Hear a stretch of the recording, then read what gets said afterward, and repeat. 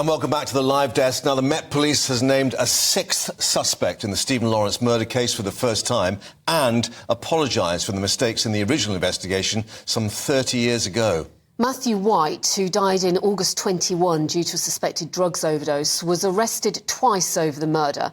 But the force says there wasn't enough evidence to prosecute. Well, just to remind you, Stephen stabbed to death in a racially motivated attack at a bus stop in Eltham in south-east London back in April 1993. Well, his mother Doreen said today that officers who failed to investigate should face serious consequences. Simon Harding is a former senior investigating officer at the Met Police. He joins us now. Good afternoon. Thanks for talking to us here on the Live Desk, Simon. Baroness Lawrence, I mean, she is understandably absolutely incandescent about this. What on earth has gone wrong here? Yeah, I mean, the report by the BBC has identified a number of failings around White, which, I mean, it's sad to look at, isn't it, when you see the opportunities that were there, and some of them, for example, ones that stand out where his image on a surveillance camera was almost identical to descriptions given by witnesses that were there. But as has been pointed out over the last 30 years, and, you know, I was in the Met during those 30 years, that the mistakes made in those early stages, and even with the review in 1997 by Kent Police, where White was identified as a major line of 11 inquiries that wasn't done, we're just forever going to apologise for what happened in that case. And just to be clear, this is a suggestion that the police themselves decided not to proceed. It wasn't a decision by the Crown Prosecution Service that there wasn't enough evidence to prosecute him. Well, I think there's two sides to that. No, I think the police have to submit a file on a suspect, and the police did that twice to the CPS.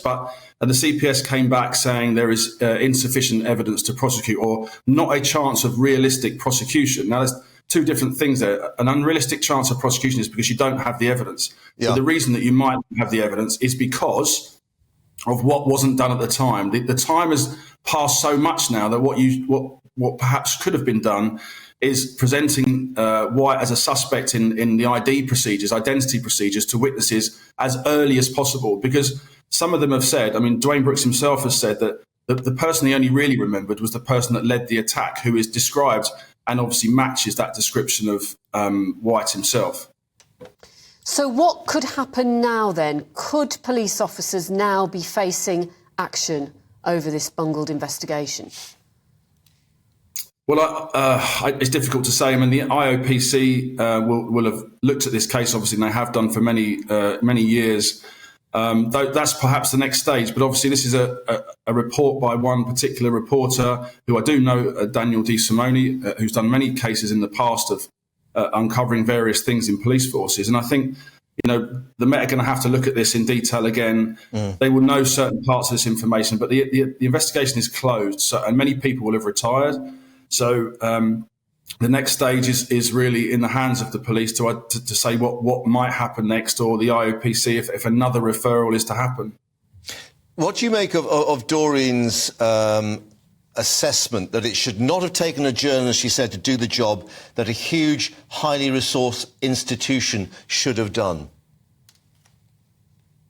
Yeah, I mean, I understand every comment that a family, mother or anybody else makes of, you know, a bungled police investigation, as you call it. I think, you know, that you expect the highest standards and the highest quality, not just of the Met, but of any police force, any police service in the country. And I think when you are let down, as that investigation let people down and let the police down and let officers down, you know, we were tarred for many years with the same brush about what happened in that investigation. Indeed. Whereas, you know, there are many other hundreds of investigations which are successful. But, you know, I understand completely what she's saying. And I think that, you know, that she needs answers. She's asking questions again, so give her the answers that she needs. Yeah, and of course, you know, remind people that charge of being institutionally racist as a police force. But, I mean, it is one of the difficulties, the fact that White died, I think, when he was aged 50, I think, of a drugs overdose. The very fact that he's not with us, you know, you can't then pursue it in any further detail.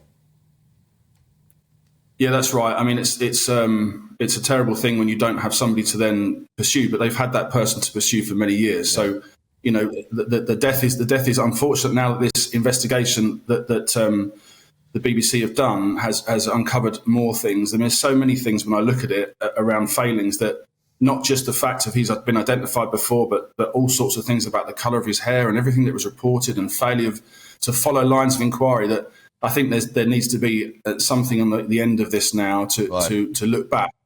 You can't do retrospective charges anymore. You can't say that person was guilty. I noticed the Met have actually asked for a full forensic review again in May this year, which will be done by a specialist team of many very experienced officers, separate to the investigation team, who will look through the forensics with people. So, you know, there's more still going on, but there's got to be some sort of reaction to what clearly looks like, and his used statements and everything else clearly looks like a very important piece of journalism. Yeah, we'll see what the Met Police have to say about it. Simon Harding, former senior investigating officer at the Met Police, thanks so much for talking to us. And of course, we'll bring you more reaction as we get it. As you say, Doreen Lawrence clearly wanting some sort of acceptance from the